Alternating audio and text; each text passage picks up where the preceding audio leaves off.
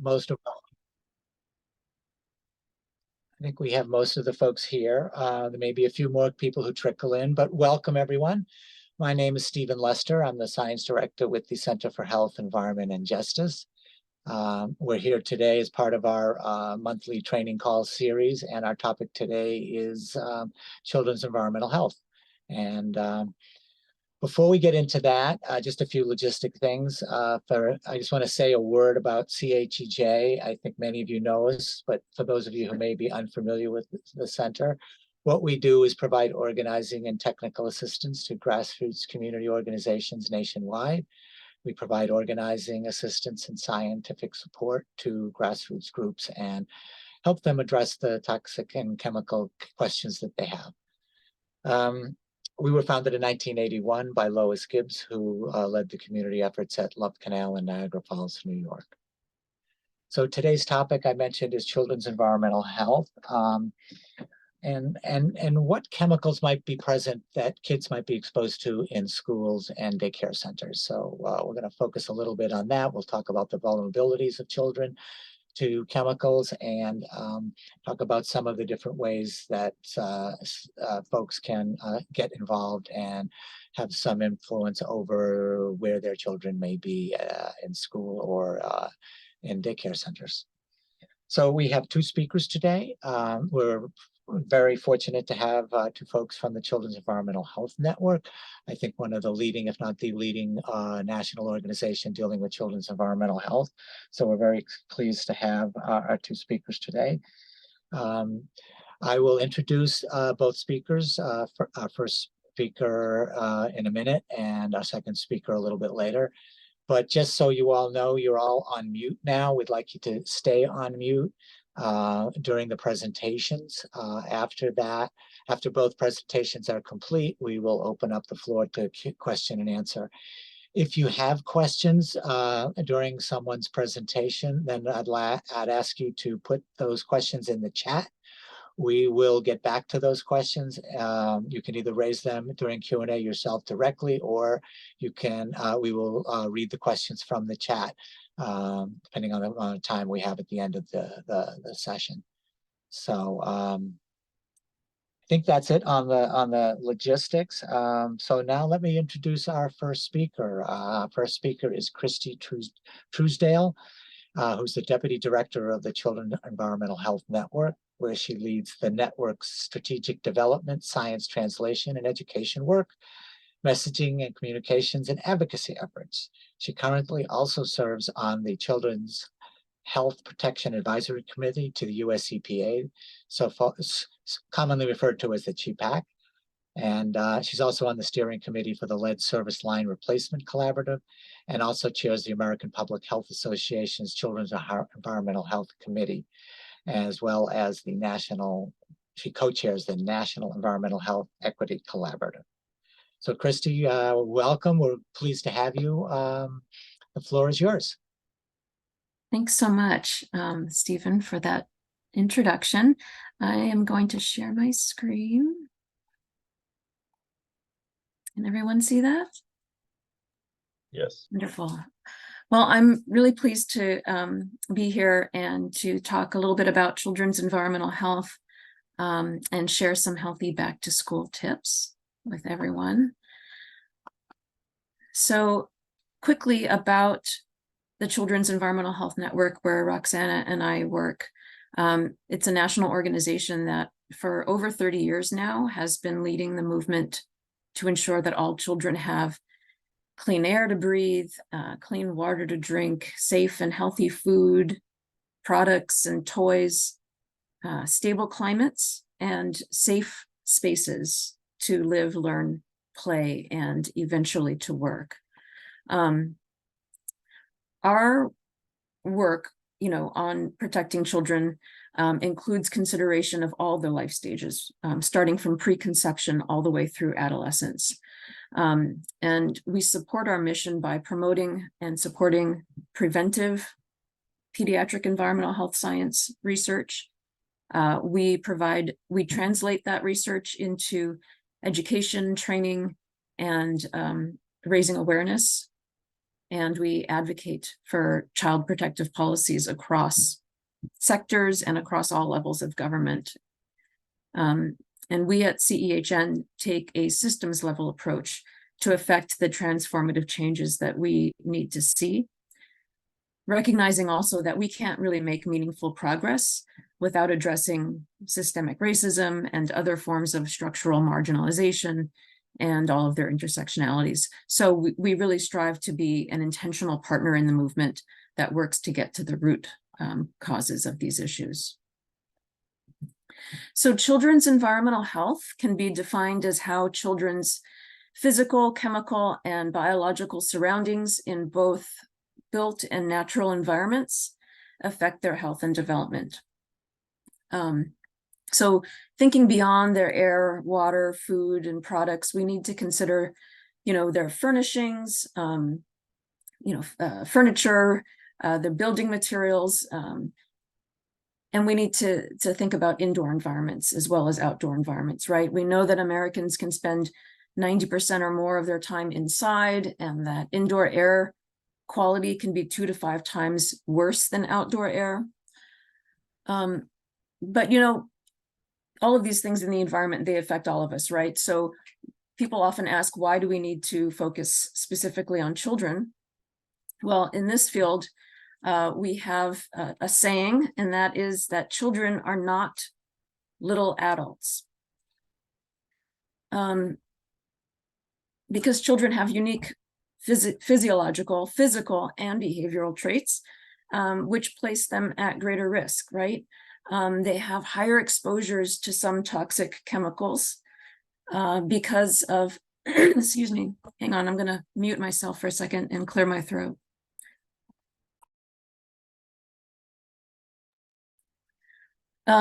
Because they are closer to the ground, right? A lot of young children crawl and play on the ground, and this can expose them to pollutants in the dust and the soil and carpets, and also to chemicals that either exist or are emitted closer to the ground. They also exhibit a lot of hand-to-mouth behaviors, like you're seeing in this slide, which is how they learn, right, about the world. It's developmentally appropriate, but it's also increases their risk to exposures to certain pollutants that they're finding when they're crawling around on the ground. In addition, proportionately, children breathe more air, eat and drink more food and beverages than adults do. And because of, they have a higher skin surface area to volume ratio, so they can also potentially absorb more through their skin than adults as well. So children also have unique exposures that adults don't necessarily have. For instance, they have often more limited diets, moving beyond things like my child only exists on chicken nuggets and French fries. Think about the first 6 months of life when most children are exclusively breastfed or having infant formula. So this is why contaminated infant formula or formula prepared with contaminated water could be a problem, right? And some chemical contaminants can cross from a mom through the placenta to the unborn child, and also can pass through breast milk to a nursing infant. Children are also at higher risk of harm from exposures to toxic chemicals because their bodies and their organ systems are still developing. And disruption of these critical windows of development can cause lasting harm.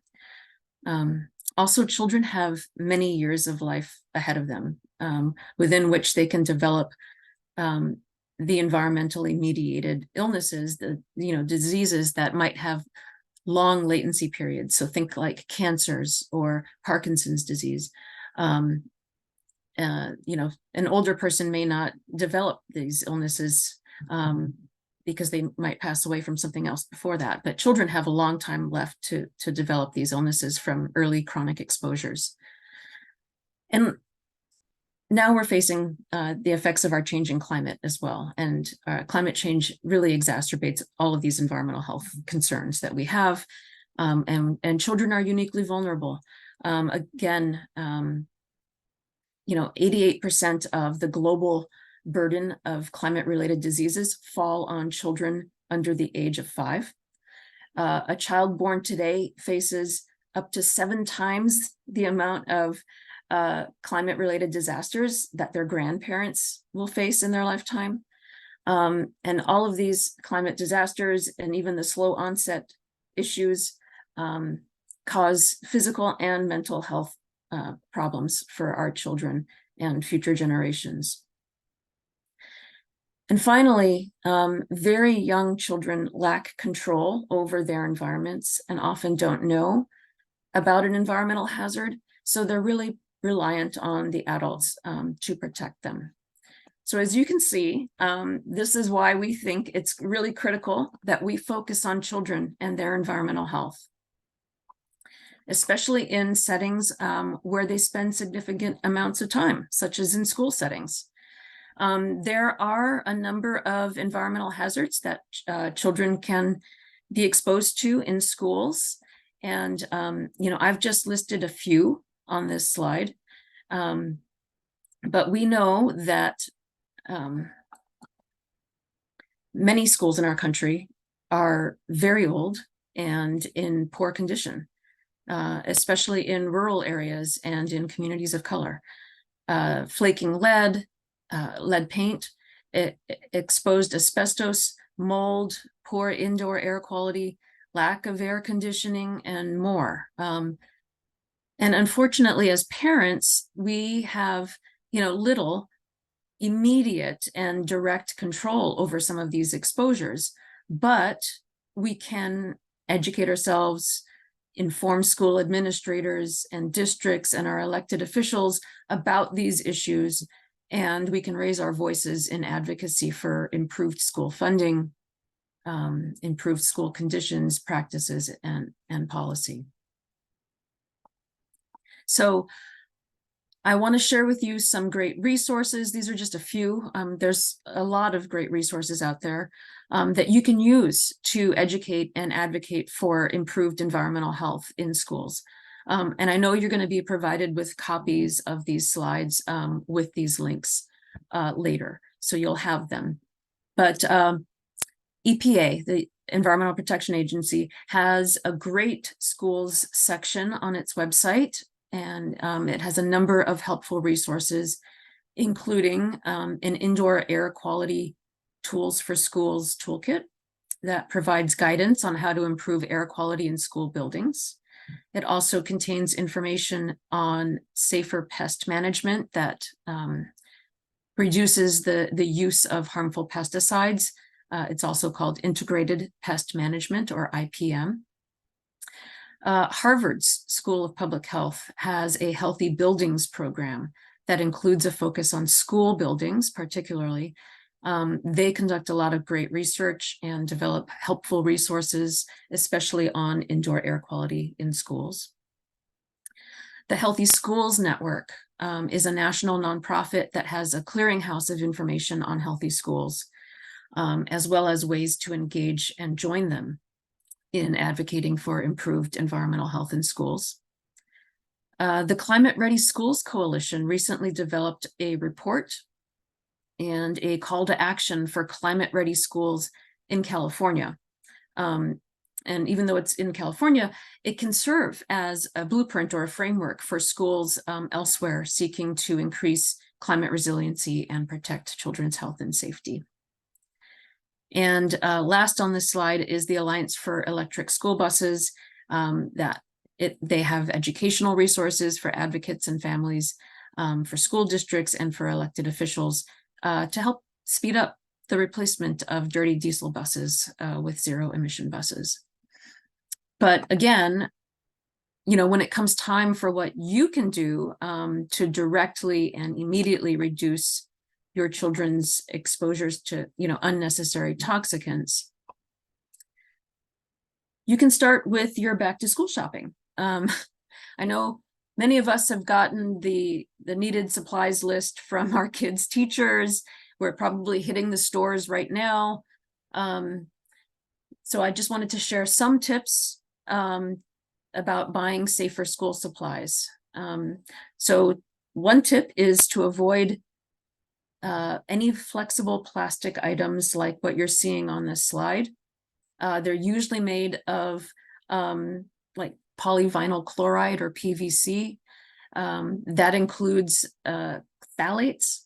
Phthalates are a class of chemicals that have been linked to, among other things, asthma, breast cancer, type 2 diabetes, and developmental and reproductive toxicity. So, whenever possible, look for alternatives, such as items made from canvas. Also, specifically, when you're purchasing arts and crafts supplies, look for the approved product or AP label. That's issued by the Art and Creative Materials Institute, or ACMI, and it indicates that the product that you're buying is, non-toxic. I show an example of this label on my next slide, so you'll get to see what that label looks like. Also, when possible, try to purchase art and craft supplies that were made in the US, because we tend to have stricter standards for the manufacture of art supplies than other countries.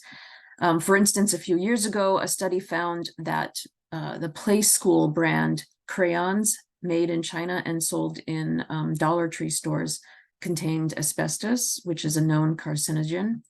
And the packaging claimed that the crayons were non-toxic. They didn't have the AP label, but they still said non-toxic on the box. Another tip is, to not purchase scented products. This one might not, might be new to you, but fragrances are made with chemicals, some of which are respiratory irritants, especially for children with, respiratory sensitivities like asthma. And fragrances also contain phthalates.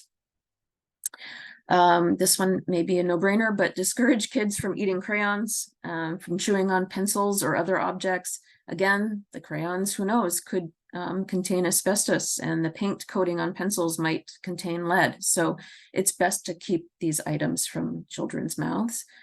And, another common sense item is have kids wash their hands on a regular basis, and especially before eating.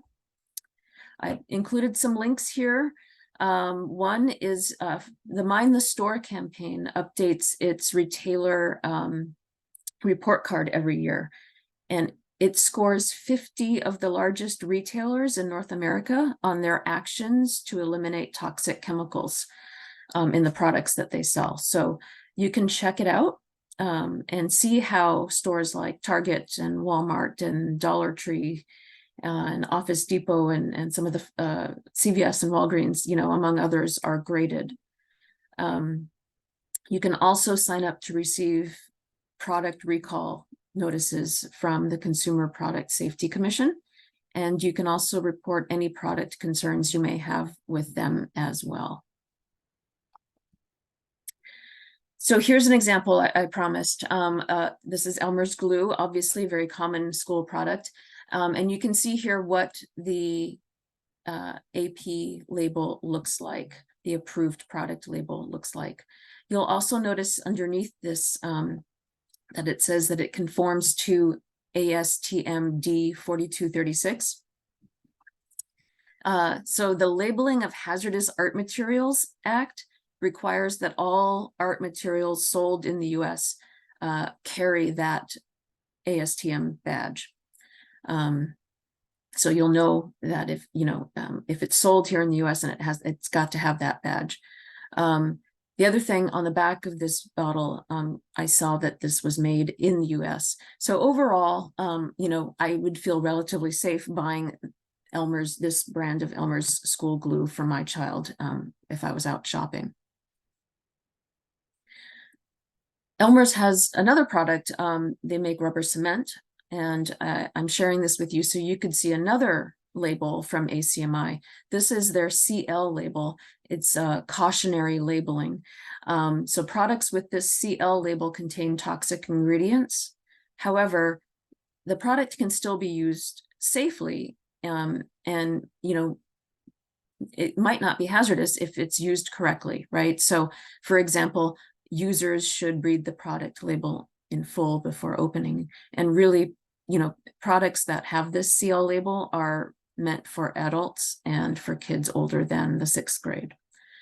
And then on this slide, I also just wanted to share with you another label you might see on some products. It's the California Proposition 65 warning label, which is just a warning that the product contains chemicals known to the state of California to cause cancer and birth defects or other reproductive harms.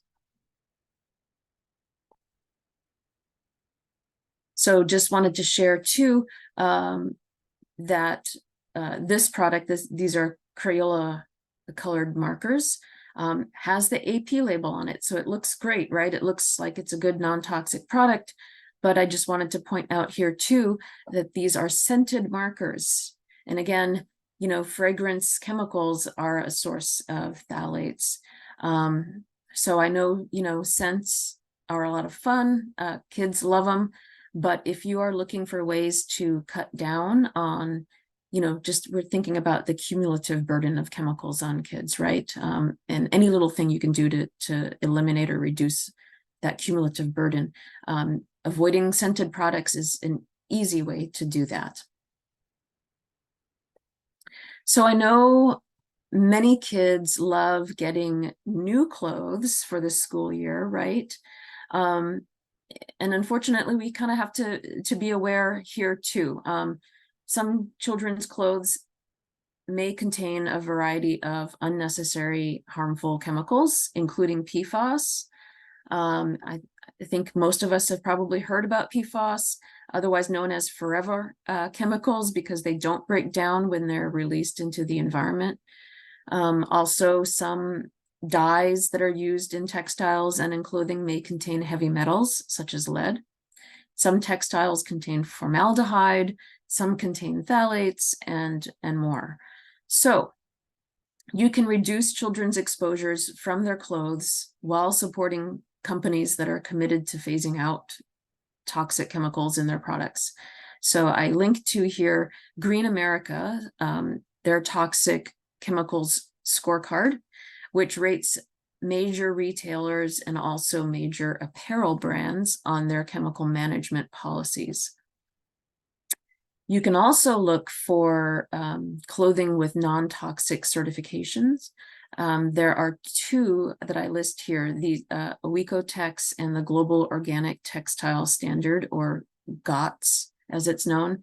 These are the 2 sort of gold standard certifications, especially GOTS. I think GOTS is a little better.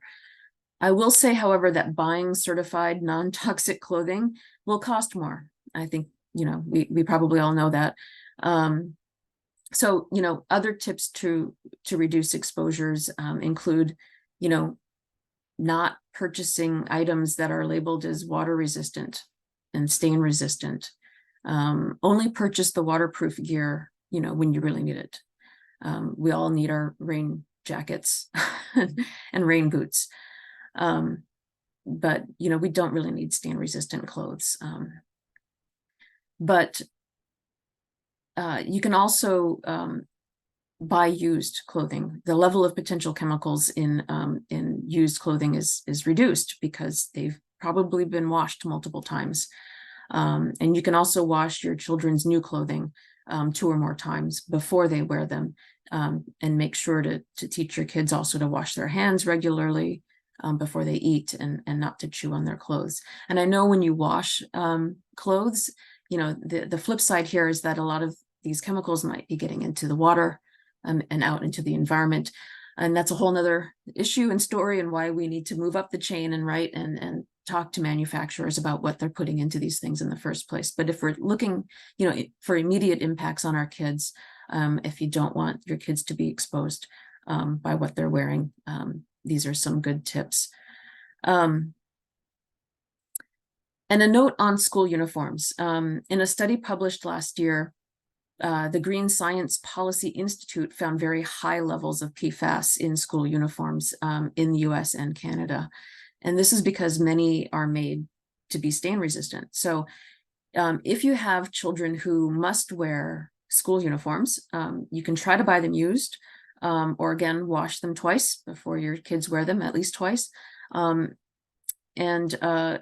You know, the Green Science Policy Institute provides tips. So I included a link here that parents can share with school administrators and manufacturers as far as, maybe altering some of their practices and policies. And we shouldn't have to do that necessarily. We should feel safer when we're buying things and especially things for our kids, but parents and caregivers have always been outstanding advocates for their children. And just wanted to say that the Children's Environmental Health Network is here to support you however we can be of assistance. So with that, I hope that you found these tips helpful for healthier back to school shopping, and that some of you are inspired to advocate for healthier products and policies. Thanks so much for your time. Thanks, Kristie.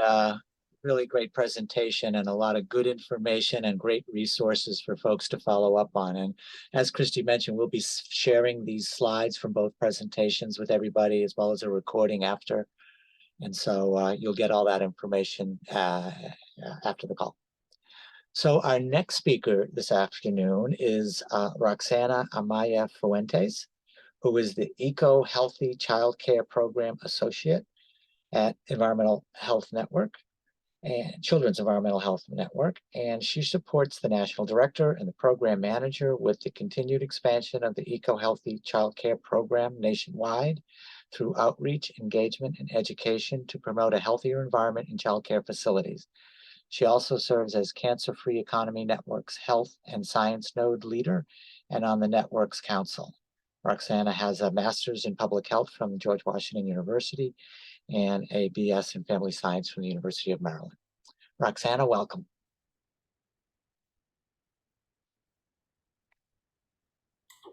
Thank you, Stephen, for the introduction, and thank you all for joining us today. I will be discussing our Eco Healthy Childcare Program and how the program keeps children safe in childcare facilities and other early learning environments. So approximately 30 million children spend 10 hours a day, 5 days a week in childcare facilities with their providers. And this makes childcare facilities critical settings to protect children from an early age and their providers who may be of childbearing age from environmental hazards. And the current state of childcare facilities, children are best able to thrive in a safe and healthy environment, and providers are best able to care for children in a safe space that supports their own health and well-being. Minority-owned businesses account for 60% of the childcare and early learning industry, and of the 2 million early childhood educators in the country, at least 1/5 are immigrants. And since March 2020, Congress enacted billions of dollars in urgent relief through the CARES Act, the Coronavirus Response and Relief Supplemental Appropriations Act, and the American Rescue Plan Act. And in addition to resources specific to the childcare sector, Congress also provided states and localities with broader stimulus resources to invest in small businesses and capital projects. And many of these resources can be leveraged to strengthen the health, safety, and supply of childcare facilities. And how well is childcare doing? So there are a few environmental health issues that are addressed by professional development, quality rating systems, and licensing regulations, but progress is being made. Since 2017, NAEYC, the National Association for the Education of Young Children accreditation standards, now address environmental health issues. And this is what inspired the creation of the Eco Healthy Childcare Program, EHCC for short. This is an award-winning and science-based program within the Children's Environmental Health Network. And it is the only national environmental health endorsement program for early care and education providers. So our Eco Healthy Childcare Program focuses on protecting children and providers from environmental hazards in the both home and center-based childcare facilities. Our program offers free to low-cost solutions. The facilities can easily implement, for example, using only cold water when preparing powder formula, selecting fragrance-free products, or placing a rough mat at the entrance of the facility for wiping shoes after being outside. We have many resources that are free of charge and are available on our website. They are both available in English and Spanish, and we also offer free virtual technical assistance for our endorsed providers. And this gives us an opportunity to share the latest scientifically based environmental health best practices and resources to be able to create safer and healthy childcare facilities, and also helps us learn what additional information or resources or any additional support that is needed by our providers. And we also offer any additional training either online or in person. And so to become an endorsed childcare provider, a provider can either download the checklist, fill it out, and send it through the mail with payment, or also fill it out online through our portal. And submitting the checklist online is the fastest way for us to receive it, and we can begin reviewing it. Again, the checklist is also available in English and Spanish. And this consists of 35 environmental health best practices that have been reviewed and approved by environmental health pediatricians. The checklist is self-audit, and facilities need to meet 30 out of the 35 best practice items, including some of the required questions. And because of this, we require having a parent or a non-employee individual to provide their signature and contact information to be able to certify the answers. And another requirement we have is for facilities director or another staff member to take our e-learning course. And this is a 3-hour self-paced course available in English and Spanish as well, that dives deeper into the items on the checklist. And the e-course has also been approved for adult learning clock hours in all states. And once all of these steps are completed, then we start the review process of the applications, and we will notify providers about their endorsement status with their certificate that they can display at the facility, and they can share that with the families that they serve. And our program has fact sheets and FAQs available free of charge that covers a wide range of environmental health topics, and these are also bilingual. And we also have a lead prevention toolkit for both center and home-based childcare facilities that is also bilingual in English and Spanish. And our free virtual technical assistance is over Zoom. So this is like a 45-minute meeting with providers, and they have the opportunity to select a topic of their choice to learn more about, or needing additional resources. And one of the benefits of being an endorsed provider is we uplift our endorsed providers through our monthly provider spotlight, where providers share their journey working in the childcare field and becoming endorsed. The spotlights are posted on our website and through our social media. And on our website, we also have an interactive map where parents can search for an eco-healthy childcare endorsed facility in their area. And our program has endorsed more than 2,000 childcare facilities serving over 70,000 children. And how is the Eco-Healthy Childcare program working to reduce environmental health hazards in childcare? So the Children's Environmental Health Network and the Association of County and City Health Officials, NACHO, began working with ATSDR, the Agency for Toxic, in 2017. To provide support for their Apple Tree grantees with their efforts to reduce environmental exposures based on their Choose Safe Places for Early Care and Education Guidance Manual. We work with the Environmental Law Institute on a report that covers screening programs, partnerships, and lessons on safe siting. We also assisted states create and maintain initiatives that make sure that childcare facilities are located away from chemical hazards, for example, nail salons, dry cleaners, or gas stations. And in terms of awareness and capacity building, we help increase the awareness of the Choose Safe Places program and Apple Tree grantees capacity by organizing presentations at national conferences, the National Environmental Health Association, National Association for Regulatory Administration, and the American Public Health Association conferences. We supported the developing of safe siting educational materials for childcare providers or owners. We have available a safe siting FAQ and fact sheet. We supported having webinars on safe siting of childcare facilities and potential environmental health exposures in and around facilities for key national childcare organizations. And we also supported the incorporation of safe siting best practices into the Caring for Our Children, which are national standards that represent the best practices based on evidence for early care and education settings within the National Resource Center for Health and Safety in Childcare and Early Education. And these are nationally recognized resources within the early care and education community to create environmental health standards collection.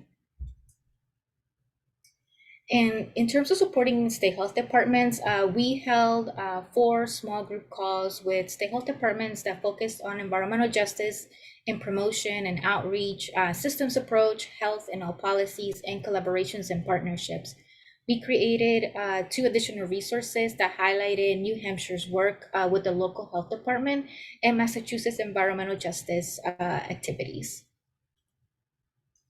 And with our partnership with NAFCC and the National Center for Healthy Housing, we established the Getting Ahead of Lead Network Trainer program.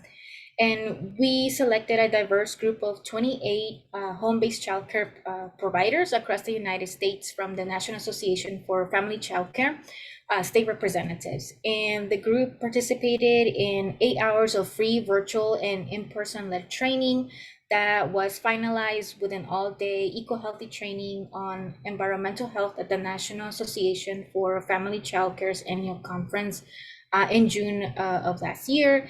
And providers that participated also received a stipend to conduct lead prevention training in their communities.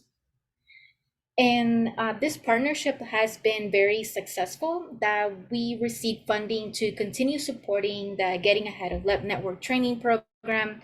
We are working on providing virtual trainings for the second cohort, and we'll be supporting their participation in the NAFC conference. And the second cohort will also receive stipends to carry out lead prevention trainings in their communities. And the funding that we receive allows us to continue providing technical assistance for the network members as they begin to carry out these lead prevention trainings in their communities, and being able to support them with questions or challenges that they may face. And thank you all for your time and for allowing Kristie and I to join you for today's training. I'll pass it back to you, Stephen. Thank you, Roxana. That was really good. Again, a lot of great information and resources. So we have some time for questions. This is typically what we do on these calls. So we will take questions now. Anybody wants to jump in and go first. What we'd like you to do is raise your hand. There's a function in the Zoom that allows you to do that, and we'll call you so we have some order in how people get called. And if there are any questions in the chat, Hunter, I'd ask if you could look to some of those. Do you want me to do the chat questions first? Yeah, unless I don't see anybody jumping with the questions immediately. So why don't you take one from the chat and we'll go from there. I think I can synthesize all of the questions into one major question from what it seems. And it's, what is your stance on wireless radiation? Yes, hi. Thank you. And I have been seeing the chat. I figured we would have some time for a conversation around this topic. I will say I'm dropping into the chat sort of a FAQ write-up that we did around wireless radiation exposure to kids that provide some tips on reducing children's exposure to this kind of radiation. And we are looking at this, and we're following this topic. And I think a couple of years ago or last year, we put on a webinar together with the Environmental Health Trust and a pediatric environmental health specialist around the potential hazards of wireless radiation. And, I think some of you were asking specifically about our eco-healthy childcare program and our 35 eco-healthy best practice tips on our checklist for providers to become endorsed. And Roxana could probably speak better to this than I can, but updating those standards is a process, and we work with our National Advisory Committee. It's a body of 30 or so of the leading experts in childcare. So from national childcare organizations and children's environmental health experts to craft these best practices. So it is kind of a process, and we are continuing to follow the science and the research on this topic. And Roxana, I don't know if you've got more to add to that. Yeah, so just like Kristie said, being able to update these standards, it is a process, and we do continue following the latest research and also recommendations that we hear from providers. But this is sort of like a systems change sort of process, so it does take time, but we are working to continue to include the environmental health best practices to keep children safe in childcare facilities. Great. And I'll just emphasize one organization that Kristie mentioned, and that's the Environmental Health Trust. They are, I think, the leading organization in the nonprofit sector that has tremendous resources on this issue. So if you have questions about these type of radiation, you really should go to their website and see what they have and contact them directly. They have a great staff who's been doing this for years, gathering the data, looking at what's coming out, what's being published, and following how things are playing out all over the country. So they're the resource, the number one resource, I think, on that topic. Who is they? I missed who the they was. The Environmental Health Trust. Oh, right. Yep. Okay. So we have someone, Lorna Rosenberg, has raised her hand. So Lorna, if you could just state your name and where you're from, organization-wise. Sure. I'm Lorna Rosenberg. I'm with Women for Healthy Environment, located in Philadelphia and in Pittsburgh, Pennsylvania. I spent many years working at the U.S. Environmental Protection Agency, and I just wanted to clarify, people asked about EPA registration of pesticides and disinfectants and chemicals. The agency registers pesticides and disinfectants because they kill things, and that's dangerous. So an EPA registration doesn't mean anything other than it kills stuff. It's not an endorsement of the agency by the agency that says that it's safe. However, there is a third-party or a label that they have available called Safer Choice. There are many, many, many products for cleaning and disinfecting that are Safer Choice, that are able to use the Safer Choice label put out by the EPA, similar to Eco logo, and Green Seal. But I personally think that the Safer Choice is even the best one, but that's my own personal bias. But the Safer Choice label has a very good website. You can look up products that are non-toxic and non-bioaccumulative and safe to use in childcare. So look for those as you shop, either commercially or at at a private grocery store level. They take some research, but they're all there. Thanks, Lorna. And I will say I agree about Safer Choice, because they also have another level of labeling for fragrance-free products as well that the other labels don't have, like Green Seal and Eco Logo. So that's another benefit if you have kids who are sensitive to fragrances, that you can find some that are labeled fragrance-free. Yeah, and even for laundry, in recent years, there's been an explosion of products that have the safer choice label. So your typical names for laundry detergents like All and Tide and things like that, they all have a safe, fragrance-free, free and clear label that makes it easy to use and easy to find. Great, thank you. I think next up is Jamie on her iPhone. Jamie, if you would just identify yourself and where you're from, please, and ask your question.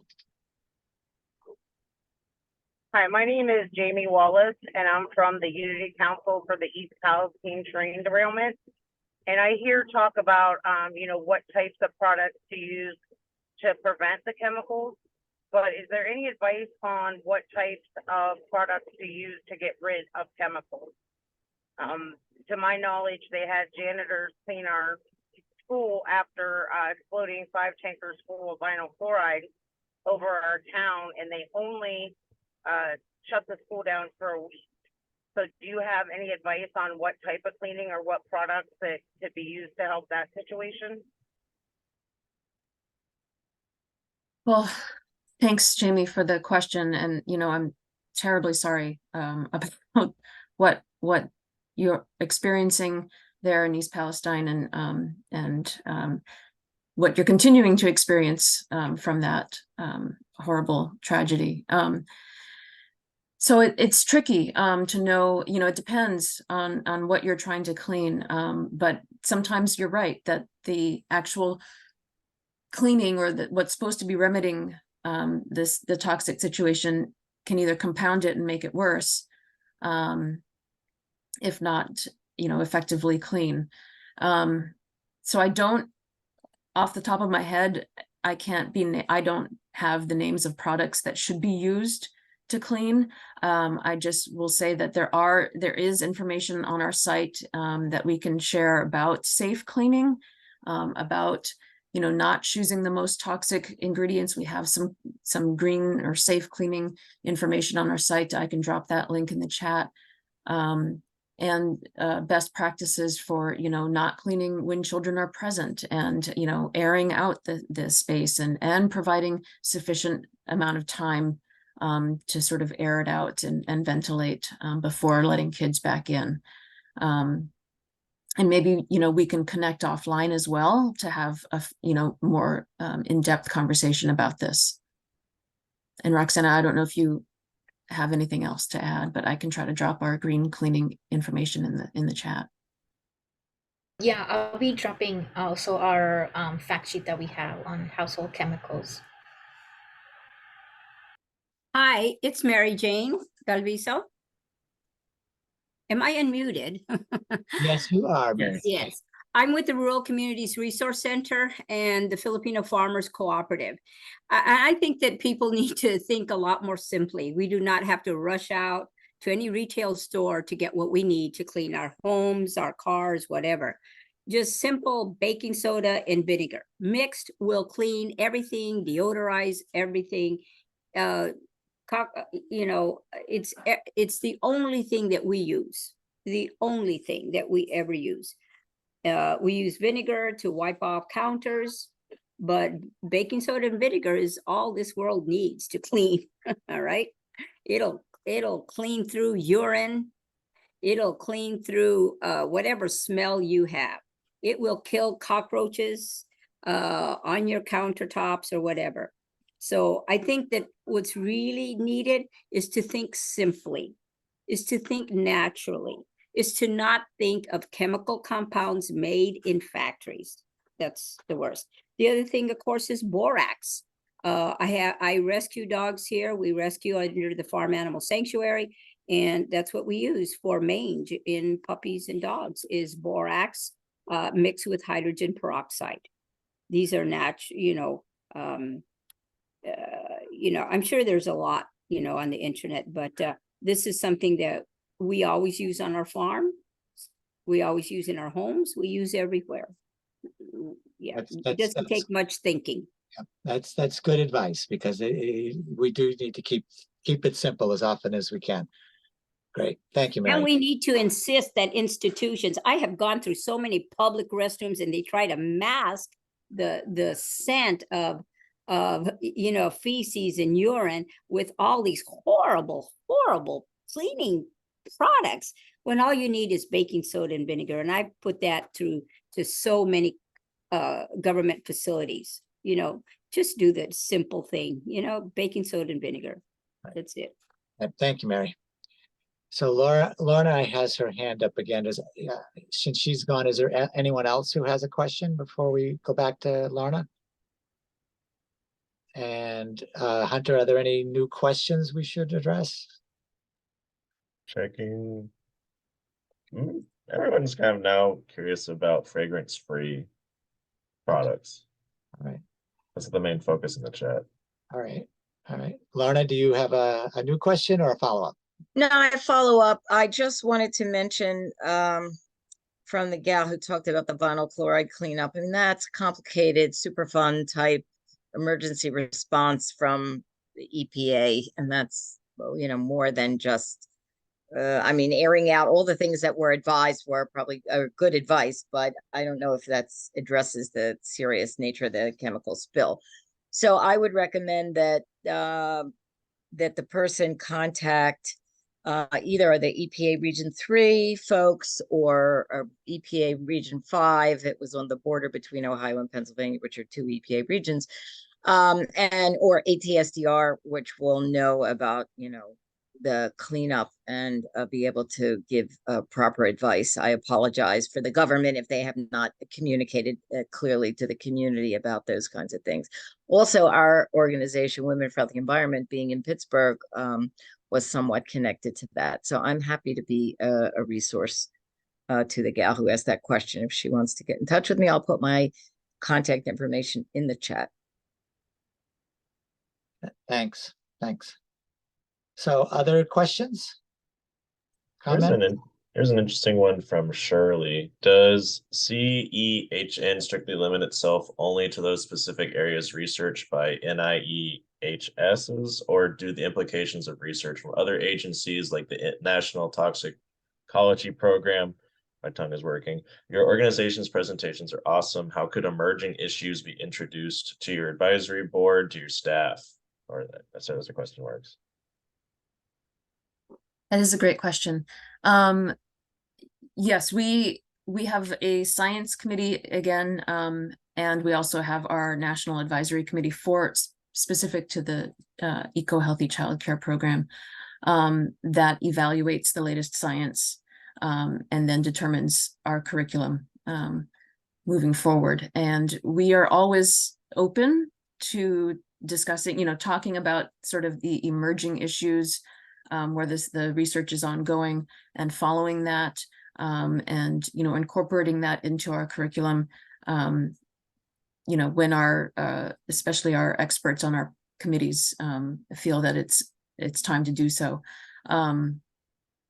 For example, again, you know, I will say we have worked with Environmental Health Trust and continue to sort of follow that research around radiation and wireless issues and other topics. So we are open. We do meet with and talk to groups about different issues that are emerging and do our best to sort of follow that. And, you know, but we definitely are not going to be, you know, we tend to not be on the leading edge of these issues. We tend to wait for significant, you know, scientific backbone of these topics before we include them in our curriculum. That makes perfect sense. Yeah. Okay. Other questions? Janet Drew. Again, if you would just identify yourself and where you're from, please, and then your question. Janet Drew, York, Maine.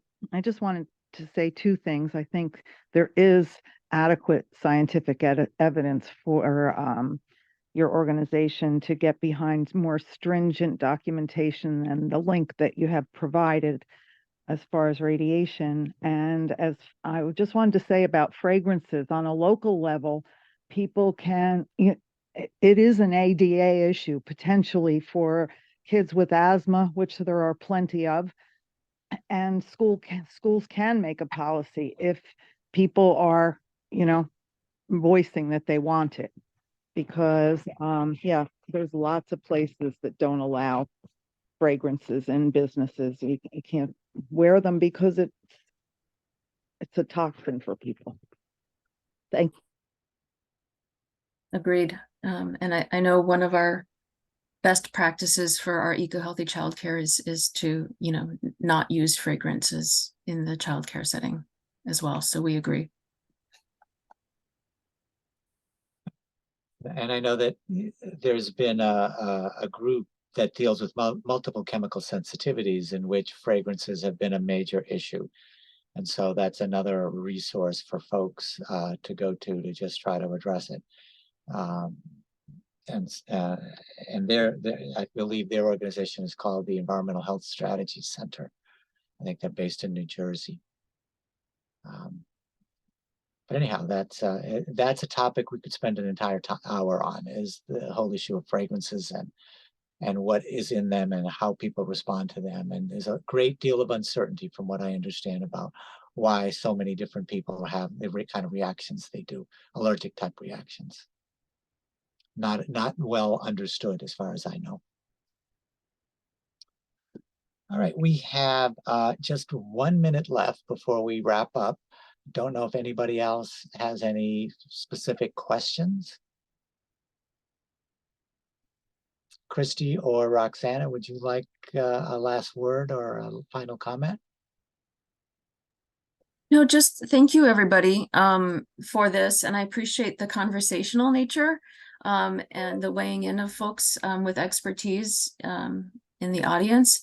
Again, please feel free to email Roxana or I if you want to talk about these things further or have further questions. We're happy to, if we don't know something, we can research it, get back to you.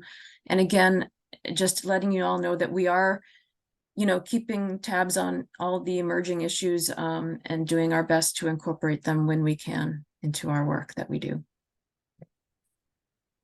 Thanks. And Roxana, anything? You good? Yeah, just also thank you all for your time and also for your suggestions. And we'll definitely take this back to our staff members and also our committee for further instruction. Great. Thanks. I want to thank both our speakers and for all our participants for being here today. We very much appreciate your time and attention to this important issue. We will be doing this again next month. Next month, our speaker will be Mike Shade, who's with the Mind the Store campaign, and he'll be talking about some of the campaign work that their organization is doing, which will build on some of what Kristie talked about earlier today. So thank you all for coming today. As I mentioned earlier, Hunter will be sending everybody the slides for both presenters as well as the recording of today's call. And if you have any other questions that haven't been raised, do reach out to us directly and we'll try to address those one-on-one with each of you. Thank you again and have a good day.